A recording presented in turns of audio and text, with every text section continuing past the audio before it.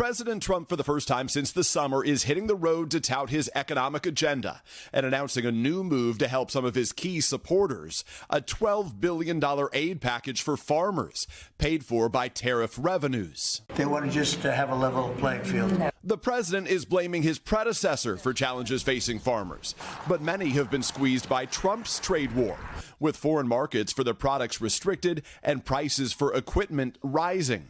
Consumers have also been concerned about prices, especially for groceries, which have gotten increasingly expensive in recent years. Nearly a year into President Trump's term, the price of eggs, a key Trump campaign point, has gone down, but the cost of other items like beef and orange juice is up. In a recent NBC News poll, 66% of Americans believe the administration has fallen short of expectations on inflation and the cost of living. Democrats are trying to capitalize. Donald Trump didn't do a damn thing to lower the high cost of living. Why? Because they don't give a damn about everyday Americans. After election losses this fall, President Trump said his party needed to talk more about affordability, but since then has repeatedly dismissed it. Affordability is a hoax that was started by Democrats. Yesterday, again blaming Democrats.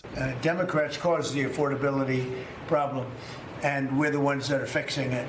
At that same appearance, the president getting questioned on another key issue facing his administration, those September strikes against an alleged drug smuggling boat in the Caribbean, after saying he'd be fine with releasing video of the controversial second strike that killed survivors of the first. Whatever they have, we'd certainly release, no problem. The president was asked about it yesterday, now deferring to his defense secretary. Mr. President, you said you would have no problem with releasing the full video of that strike on September 2nd off the coast of Venezuela. Secretary Hegseth now says...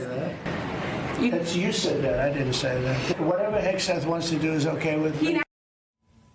As he prepares to hit the road today in a new interview with Politico, President Trump rated the U.S. economy under his leadership as an A+ and insisted prices for consumers are coming down, even as Americans, Craig, say they are still feeling the pinch of those high prices. So, Peter, while I have you, in that same interview you just referenced there, President Trump also weighed in on Ukraine. What did he say about the ongoing war there?